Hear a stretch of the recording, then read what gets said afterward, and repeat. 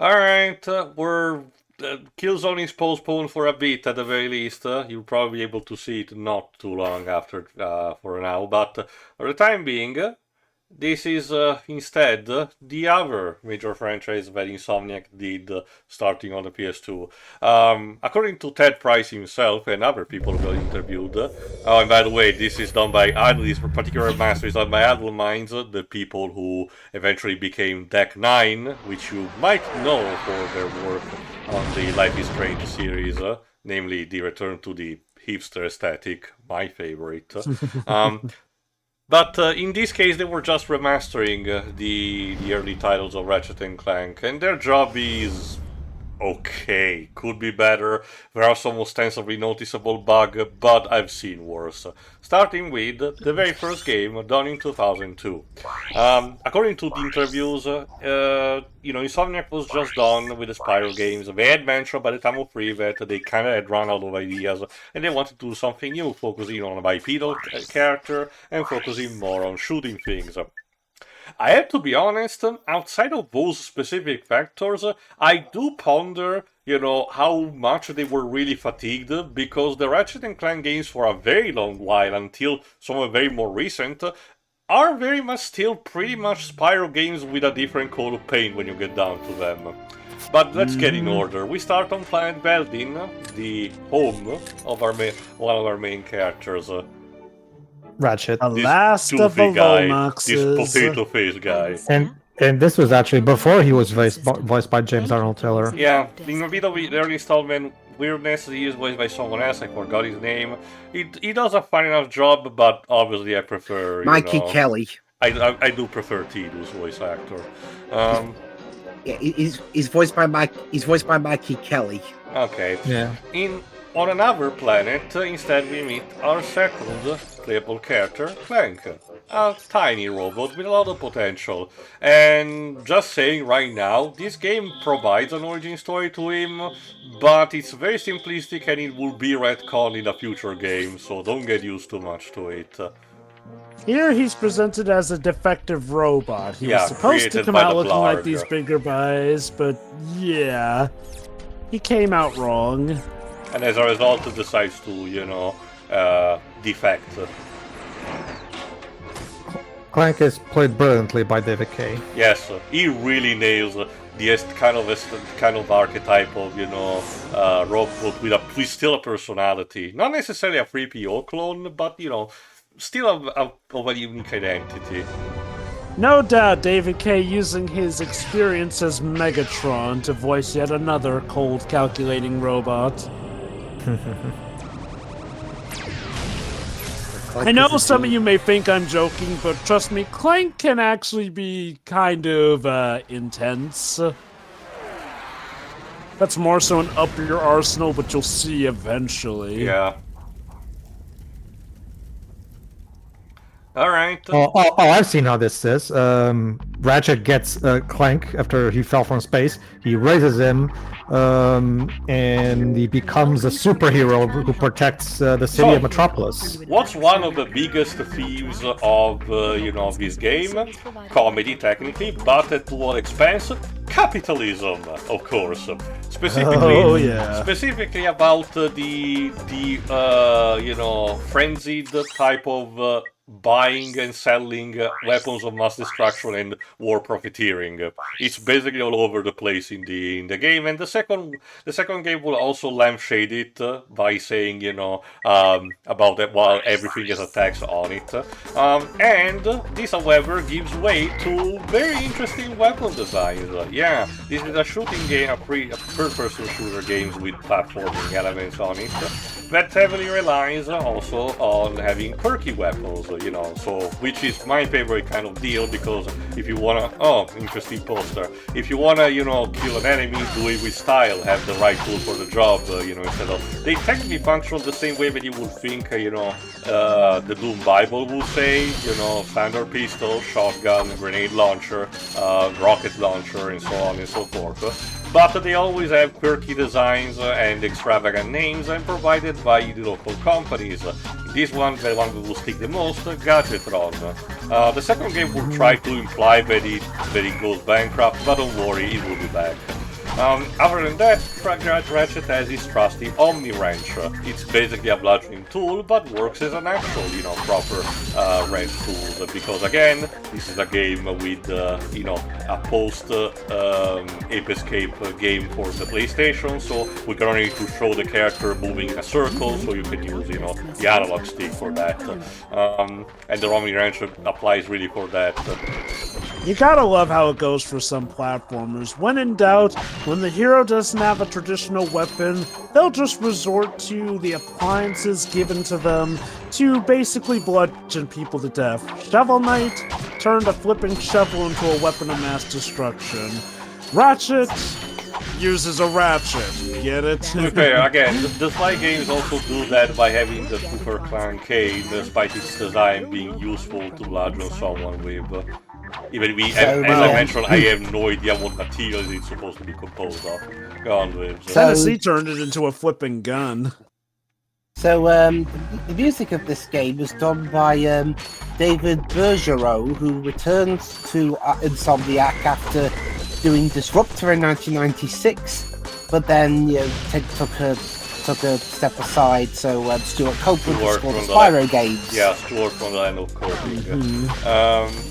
And even then, you can clearly tell that this guy is genuinely trying to make a soundtrack that sounds a lot like the Spyro ones. And yeah, I think that's honestly has been the consistent, relatively weak link in the entire of the franchise. Not to say that it's outright bad, but I will say, aside from a few very specific occasions, the soundtracks in the Ratchet Clank games are something that will not really describe as memorable, and less so with the Future Saga, where they try to be more epic in scope, but as a result, they sound a bit more bland, even with the PS2 games. At least in my opinion. Epic, aka cinematic. Well, we'll get to that eventually. One step at a time, or in this case, the most. And another thing interesting about Ratchet and Clank is that unlike Spyro, Ratchet and Clank was actually a success in Japan. Yeah. Because Spyro's localizations were marred by Spyro being much slower and the camera being a disaster. These games were virtually untouched, aside from them giving Ratchet big bushy eyebrows for some reason. What a weird And while I don't mean any disrespect to Makoto Sumura, who does Spyro's voice, who does Ratchet's voice in the Japanese version, I don't know what direction she was given, but Ratchet sounds like my nan in that version. Also, what a weird concept, if you virtually don't change much in terms of appearance, the product that is already good will still be good. Wow. Yeah. Anyway, this is our two heroes meet, technically. Obviously, the entire first game is actually about them getting along, and starting with the second, the friendship will be, more taken for granted. So, fair warning, there will be, incomprehension and missteps along the way for this one. Oh, goody, Captain Quark. We'll meet him eventually. Hey, what's with all this save the solar Captain system Quark, stuff, aka Mr. Dickhead. No, it's basically, again, all in due time. But also to establish our villain, Chairman Drek, from the species of the Blargs. Overpopulated and poisonous that we are no longer able to dwell here. But I, Chairman Drek, have a solution. We are constructing a the brilliant plan of the Blargs. If our planet gets polluted, instead of fixing that, let's build a new one. Not even colonize a new one, just build a new one. Which you couldn't possibly It does kind of suck that the denizens may get in the way, but it's a sacrifice I'm willing to make. We assure you, it is for the best of the galaxy, even if a few of you have to die. Also, you can kinda tell about the sense of humor in what's about to end at the end of this cutscene, I can tell you. Thank you for your cooperation. And if you don't like it, you can take your whiny, sniveling, snot-nosed populations, form a line behind me, and kiss my... We're still on? Yeah, the series kind of prides itself of having a humor that is considered a bit, not that much, but a bit more edgy than the average platformer. Not to the point of, not on the level of Rare with Banjo and Conquer, but, still a bit more than the average one. Even if I wanted to, I can't. I'm missing a crucial component of the ship. The robotic ignition system. How did you know that? I, sir, happen to be equipped with the latest in I robotic read ignition the systems. script. My programming allows me to start any ship Clank's I choose. functionality as a I agree to robot take you to does this exactly what the wherever plot it is. demands. Can you get Sometimes my he ship knows started literally for me? everything, other That is what I'm times proposing. he's a bit clueless. Clank's an interesting case. Sometimes he'll lament on his lack of abilities. In other cases, he's Mr. Know-It and can do it all.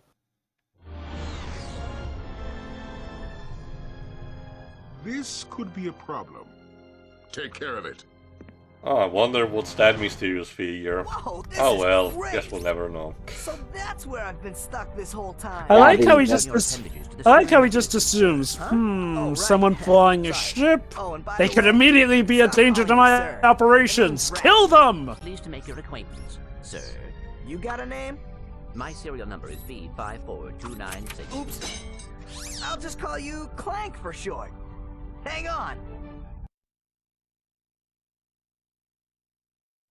So you see, Meanwhile- it would be most beneficial if your citizens were not in the city when my workers begin removing it. Preposterous! I will not stand for this. Unfortunately, you have no choice in the matter. Let's just see what Captain Quark has to say about that, my good man. I don't see what's Oh, so he funny. doesn't Captain know. Quark could dispatch you without even breaking a sweat, you puny. You Again, despite the have plot now technically officially being worn serious, out this your is welcome more through and through, and my comedy, patience. a comedy space opera, This is your parodying last chance. different stuff Stop like this Flash madness Gordon. now. Okay, Oh yeah, this is you're right. this is one thing I that will withdraw always my makes me troops. not laugh necessarily, but It's all yours, gentlemen. yeah, it Try does not kind of to make me laugh a leave any little. marks. The game plays in 16:9, but the cutscenes are still in 4:3, so the game constantly has to change aspect ratios. Yeah. Ow. Oh, that Happy could've gone better. landing. In the wise words of Jeremy Yeah, but Clarkson, still could be worse. It reminds me of the 2012 release of Sonic Adventure 2 in its vanilla state. Perhaps we could procure a ship from one of the inhabitants. If there are any left. Alright, here's our first proper level, and like I said, the comparison to Spyro are immediate because instead of having a gigantic, hub, or a linear set of levels, with a very narrow path, these are basically, relatively little levels, not necessarily super small, but definitely not super big, with usually one or two or three different objectives that you can tackle, usually in the order that you prefer. Then you unlock some gadgets to backtrack to some that you couldn't complete before and finish later,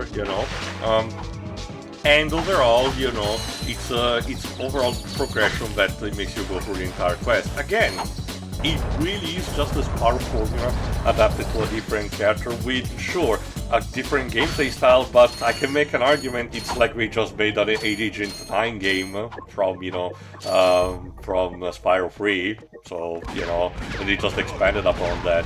So again, I find it more hilarious, but I'm not really sure what exactly Ted Price and the others were referring in the interviews. My guess is specifically for the character Spyro and the stories they were having troubles coming with that.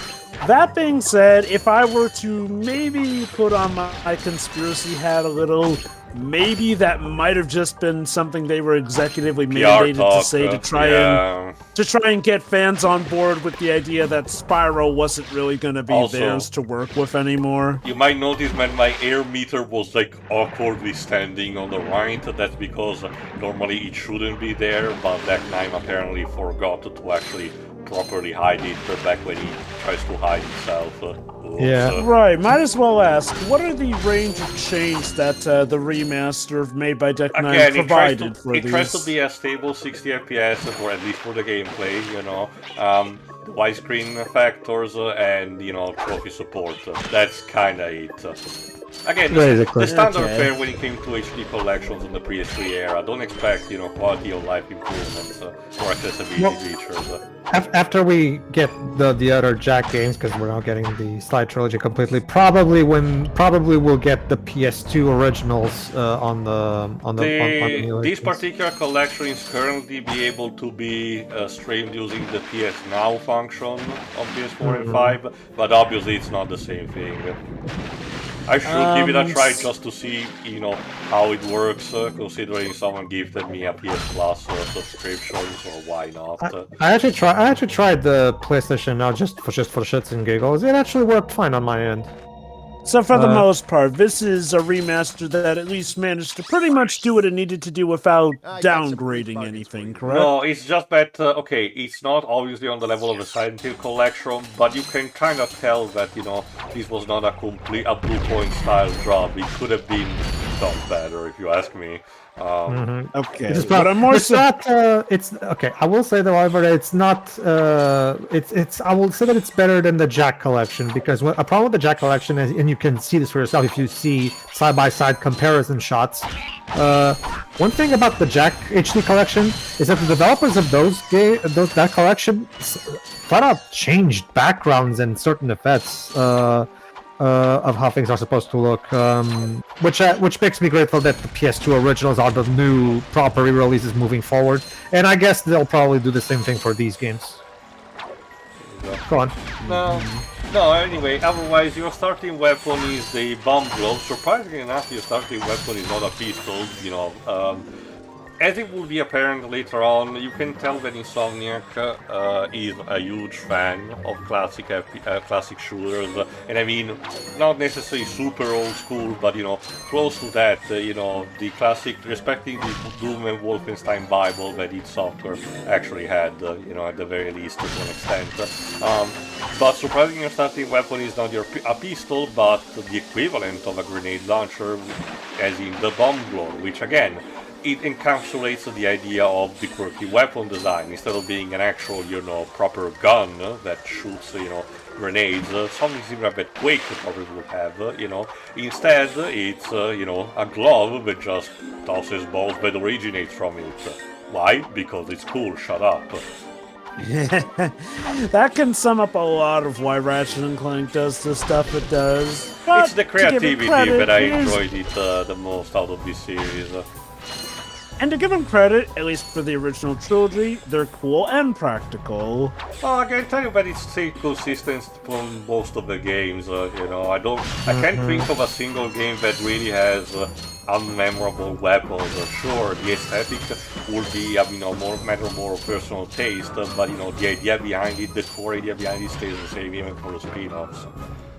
I guess it might be the game as a And whole here's for me, another but I... recurring character, the plumber. What did you just say? I said, look, the plumber's back. All right, wise guy. Shouldn't you be on His one of them gimmick is escape that he transports? turns up in Escape very transports. weird places where he Newsflash, shouldn't be. giant robots And occasionally you attacking. get a Mario Escape reference joke. transports are taking all the rich folks off this goddamn planet. So why aren't you on one? Socioeconomic disparity. What? He hasn't got enough bolts. Working people have to wait for Captain Quark to save us. Well, got anything worth a lot of bolts? I got this So thing yeah, that shows two something that is weirdos kept getting their also ship from Spyro, the money coordinates back to a tradition desert of you planet want to to- progress in the I'm story, info bot. pay Ratchet, up. we could use that.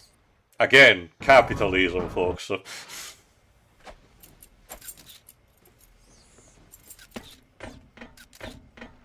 Specifically, There we go. That's gonna be the replacement for Clank.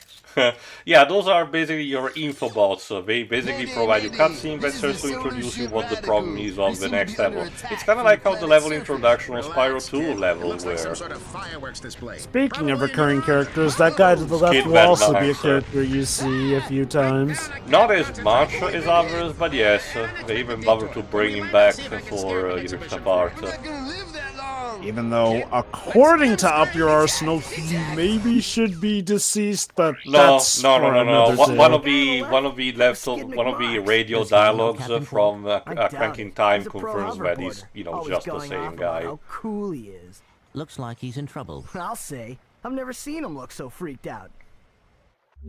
So yeah, usually one thing that is established very quickly is the fact that while Clank is trying to, go on this quest toward great justice in order to stop Chairman Drek, Ratchet is clearly in for the glory and, of course, the money, or in this case, the bolts. That's the currency of this franchise. He's not your grandpa's typical hero. Kinda. Yeah, Again, basically. it's the edgy but not super really attitude of this franchise that is more prevalent. It's more prevalent in this game. Starting with the Future trilogy, will try to be a bit more, not necessarily soft, but more focused onto the expanding a bit of the character's background. So while the humor will still be present, the attitude will slightly change into a more rather, by the book, sci-fi type of story. You'll be able to see in time. About Ratchet's character design. When they were initially working on it, he didn't have any eyebrows, and there weren't any stripes on his ears, and they had to do different colour iterations before they settled on round. But Sony's Japanese animators suggested, why not use a yellow colour and add stripes to the ears so that Ratchet doesn't blend into the background and it'll appeal to a Japanese audience.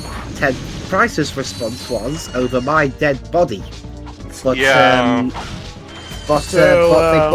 they hold the funeral service for him? No, they put the changes in anyway, and they also gave him 5 fingers, not 3 or 4, because Japan. Well, hence why I asked, did they hold the funeral service for Ted Price, since that was clearly over his dead body? If there's something that I think we did mention, at least sporadically, while we're talking about the tech, we talked about the Resistance franchise, that Ted Price in himself is a bit of a character. These days, apparently, he has mellowed out a bit, and I can imagine with the current attitude that Sony is having, he's probably keeping a low profile, if I have to be honest. He sounds like the kind of guy who does have good ideas, but he can be a little too bombastic for his own good. Like he said, fans of id Software, which means also carrying an attitude that people like John Romero and John Carmack did. If anything, there's a bit of improvement there at least. Unlike with Crash, both the Western and Japanese side of Sony were working together to get the design of the character what they wanted it to be, as opposed to America made it, but then they had to chivvy him up for Japan every single time. Yeah, again, like he said, what a novel concept, giving the same type of content to either version, just to guarantee that the quality is good regardless. Yet wow. Japan still gave him bushy eyebrows. I mean, I really can live with that. Go on, Pedro. Sorry. One thing about this franchise in particular, and probably why it's still around unlike the other two, is its sales, actually, because not a lot of people talk about this, but Ratchet and Clank games sold considerably more than the Jak and Daxter and Sly Cooper game. Just to give you guys a basic idea, this game, the PS2 version specifically, sold 3.71 million units, with the sequel, Going Commando, selling 2.97, and the third game, Up Your Arsenal, selling 3.22. And you might as well talk about Deadlock. Deadlock sold 2.17, not as much as the main ones, but it's still consistent, roughly, And what's the interesting thing? Just by the PS2 era alone, Ratchet and Clank already surpassed 12 million units in sales. To give you guys an idea, Sony announced officially in December 2014 that the Jak and Daxter series reached 12 million units. So it took 2 console generations for Jak and Daxter to reach the sales of the PS2 games of Ratchet, just to give you guys an idea of how much more Ratchet sells in comparison. Then you I guess something about the series really does just have that magic touch. Although, Also, I think, it like was Tio worth, mentioned... it also was worth noting that, as I mentioned, doing the Fuse in Time commentary, the spin-off Daxter for the PSP alone was apparently the highest selling first-party title on the console. So apparently that one did beat the Ratchet and Clank spin-off for that. I'm guessing when it comes to Ratchet and Clank, like Tio mentioned, in a lot of ways they feel like a more raunchy Spyro, and since, hungering for, the days of a cartoony platformer is a factor among arguably all console parties. I mean, definitely least with the Microsoft party, but, Sony players definitely still do have a hungering for those old times, so I'm guessing Ratchet and Clank scratched that itch the best. It's also That's right. It sold. Daxter sold 2.3 million units.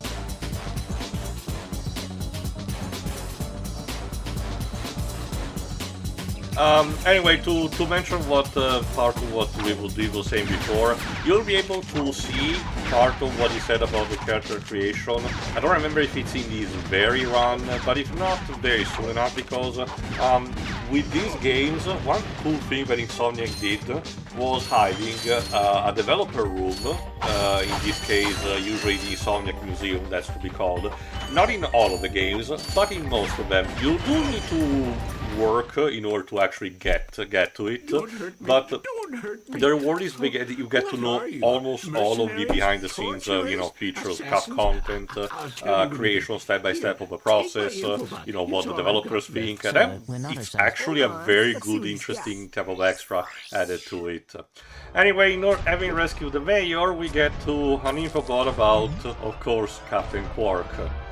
It's your typical sci-fi ultimate hero like Zap Brannigan, or, and believe me, there's nothing worse than staring down a Blargian snagglebeast. Captain Gordon, Defender of the Earth from this guy, for knowing example. your equipment isn't functioning properly. That's why I come to Al's Robo Shack for all my electronic commercialization. Repair shop for my why can't you be a superhero if you cannot profit from it? Mark Millar would be so proud. You said it, pal. So if you're fighting crime, or just fighting grime, come to Al's Robo Shack in Metropolis for all your robotic repairs. Al's Robo Shack, it's Quarktastic! Do you know what this means? Yeah, Captain Quark is really sold out. No, it means Captain Quark is on Metropolis. We could tell him about this invasion. Apparently Clank came out with the highest regard for humanity because he cannot see such obvious advertising if it bit him. I think the thought process behind is that he has that sense of justice, but because he was literally born yesterday, still has to learn a lot of the kinks. I do wonder if we were going for a bit of a Pinocchio kind of metaphor about learning how the world works, who knows. It's interesting because by as early as the second game, he's a lot more shoot, and by the third game, he's a flipping celebrity. Yeah, playing a secret agent on TV. You're gonna love this. Clank eventually gets to have his own 007 parody spin-off shows. But it's kind of got its own spin-off game too. Yeah, we'll get to that too. But again, there's also, in terms of actually continuing the series, it's all mostly about Insomniac being basically troopers during the PS3 era, as we discussed during the Resistance ones. While those felt like they were the project that Sony asked them to do, the Ratchet & Clank games continue with the 1 year per year basis until the end of the PS3 cycle. After that, we got only the 2016 remake of this very game, which is more of an adaptation of the movie. We'll get to it too. That one will be handled by yours truly. More recently, we got Rift Apart, and we do know that another title is being worked on, thanks to the data theft operated to Insomniac, but allegedly it's not out until 2029, which is just dreading, gloom as a thought. But again, only time will tell what happens. So right now let's just focus on the present, specifically this game. So tune in next for the next part where Ratchet and Clank will move, I forgot, I think to Metropolis directly to visit Big Al's big shop. See ya. See ya. See you then. Bye.